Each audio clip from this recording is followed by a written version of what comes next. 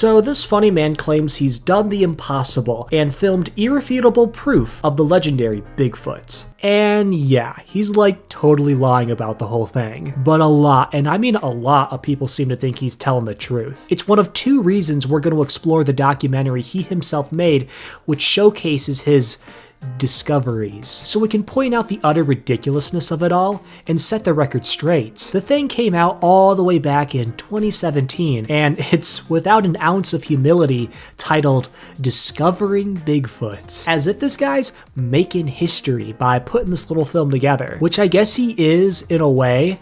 Documentaries aren't really something we've gotten a chance to talk about yet on this channel, and his will be the first. I know, what a momentous event. Right up there with splitting the atom, wouldn't you say? Move aside, Neil Armstrong. We've got a new pioneer for the history books.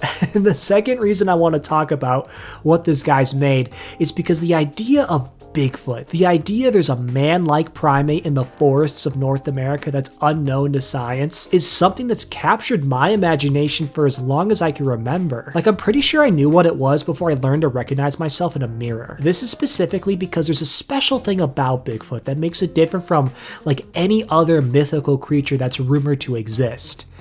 Actual compelling evidence. But when you get documentaries like Discovering Bigfoot that are so obviously trying to push fake evidence, it utterly tanks the credibility of the topic. It feeds into the stigma that the idea of Bigfoot's a complete waste of time because it's peddled by crackpots with tinfoil hats and people just looking for their 15 minutes of fame, and then no one wants to talk about it seriously anymore. I kinda hope this video draws attention to that and encourages people to do better things with their time than fake Bigfoot stuff, like decide to take up a hobby or make some new friends. Without further ado, let's dig in. Discovering Bigfoot was created by a man named Todd Standing. Essentially, Todd's trying to convince people Bigfoot exists by presenting the stuff he's found. To start with, we'll talk about the type of evidence the documentary is most filled with. The lowest of the low. Don't worry though, we'll get to the real controversial stuff later on in the video. The stuff that's got some people praising him like he's Jesus. So to begin, in the documentary, Todd invites two men, Dr. Jeffrey Meldrum and John Bindernagel, into the remote Canadian wilderness to show him his Bigfoot evidence. They're supposed to be two men of science there to scrutinize his findings. They don't really. Bindernagel straight up says he believes everything Todd says, and Meldrum isn't depicted seriously challenging anything. But that's what they're there to do, I guess. I actually have a theory that Dr. Meldrum thinks Todd is full of crap, and Todd just edited his skepticism out, but I'll get to that in a minute. The first thing Todd shows them that he believes is crucial to the idea that an unidentified relic hominid that's avoided scientific scrutiny for centuries exists is broken trees. He goes on and on and on about these broken trees, thin trunks that have been snapped and are just hanging out. The idea is supposed to be that they're like territorial markers left by the Bigfoot to signal they're hanging around like the trees themselves. And every time they find one, Todd acts so taken aback by how high the break is and how impossible it would be to do with human strength alone. As if ladders and saw blades don't exist? This is his evidence. The other thing Todd tries to get these doctors to ogle over like it's the eighth wonder of the world are these sticks set against a tree. Just like another sign the Bigfoot are supposed to be lurking around. Here's another view of this incredible structure. This is unreal. I put a little pear on it, as you can see. It is so freaking amazing. Wow, what do you think? It's just crazy. Such a profound feat of engineering these sticks set against a tree are. Makes the pyramids of Giza look like a couple of pointy hills. There's no way a person could have done that. None. We should just give Todd his Nobel Prize now, shouldn't we? It's about here in the documentary where you can tell some of Todd's guests, are starting to lose their enthusiasm for his discoveries.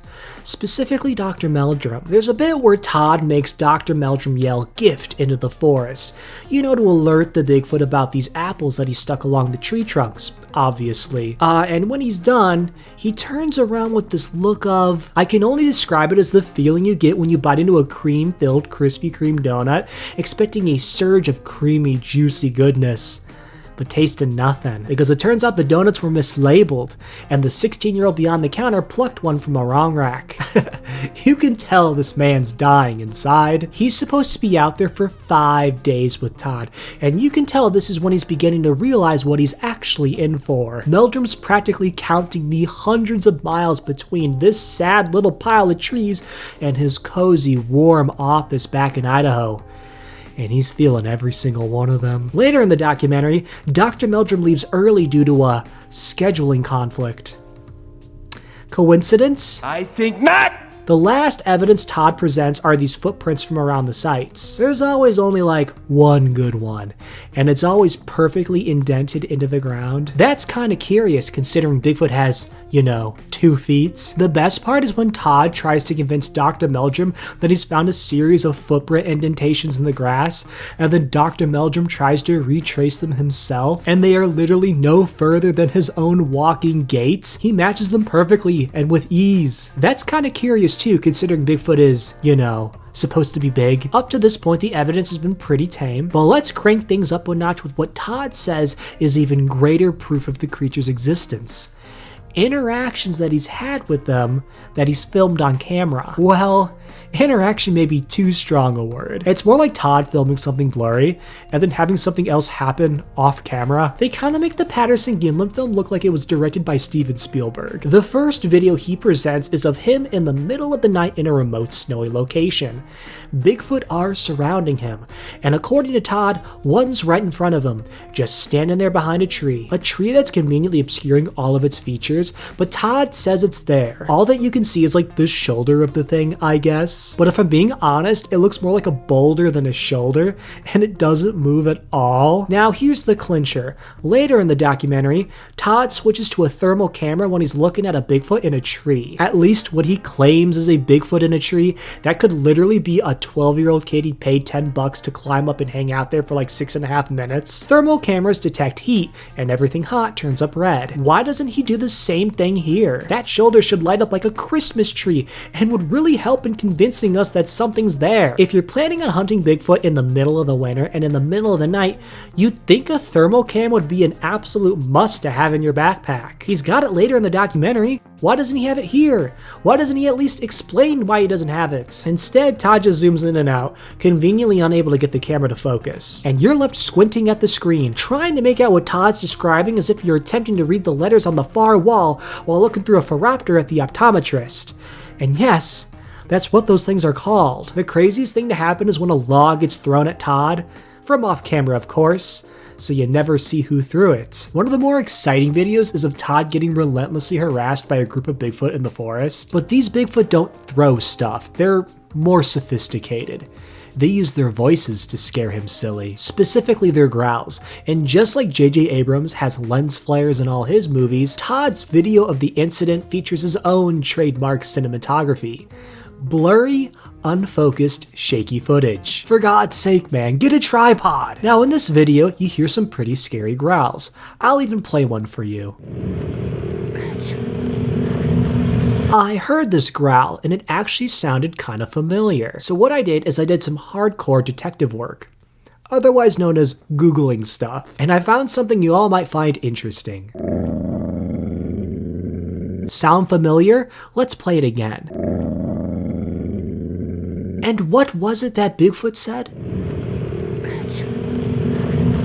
You know, those sounds that you're hearing in a temperate forest, which is a habitat for wolves, in the cold winter, which is the temperature wolves flourish most at, in the middle of Canada, a place that supports one of the largest populations of gray wolves in the world, sounds a lot like they're coming from something that ain't Bigfoot. And that's being generous. That's assuming he didn't just pop and drop these sound effects into the clips in post-production. But I haven't even gotten to my favorite of his interactions. No, not that one, but we'll get to that in a minute. I'm talking about the one where Bigfoot gets a little mischievous and steals things right from under Todd's nose like he's Swiper the Fox. Again, Todd's got his camera set up at an awkward angle so you can't see anything.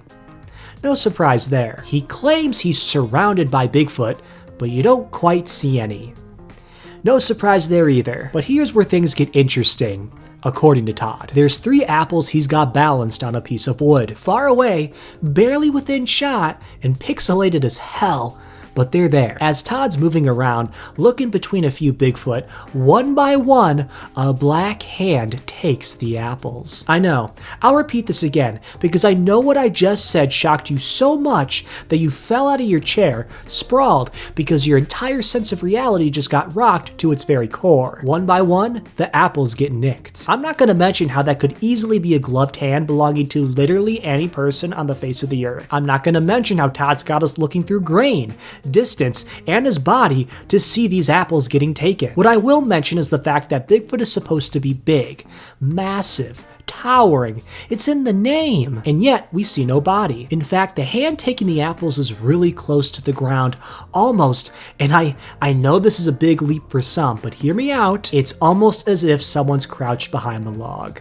Alright, it's time for the juicy stuff. If you've suffered this far into the video, you have more than earned it. No more broken sticks and stolen apples. No more footage that looks like it's a poorly made, artsy student film. It's time to talk about the day watchers. So what are these things? Well, according to Todd, during the daytime, all the Bigfoots take a siesta, but a couple stay awake to watch out for predators. That's why they're called day watchers, because they watch during the time of day when it's not night. There's two he talks about, and for some reason they look insanely different from each other, even though they're supposed to be like the same species. Let's talk about the first one, definitely my least favorite of the two. Specifically, let's take a look at the eyes. Funny thing about them, they never move. They don't swivel, they don't flick around, they don't even blink.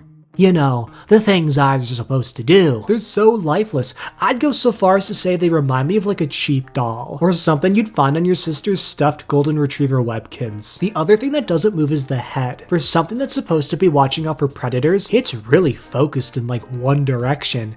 Kinda defeats the point of it all. And of course, the direction the face is consistently turned toward is the direction of Todd's camera. And nothing else about it looks real. The lips seem stiff and rigid. The face looks like it's a felt mask, to be honest.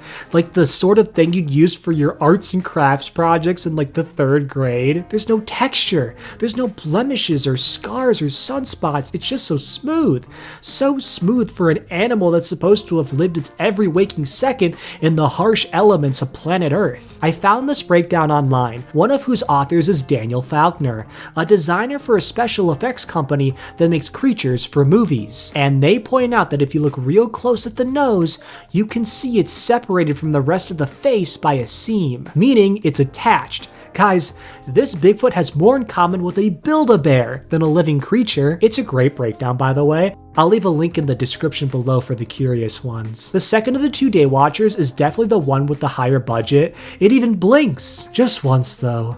One measly blink. To be honest, the more I look at it, the more I think it's like a touch of computer-generated effects. It wouldn't be hard at all. Again, he only blinks once in the entire video.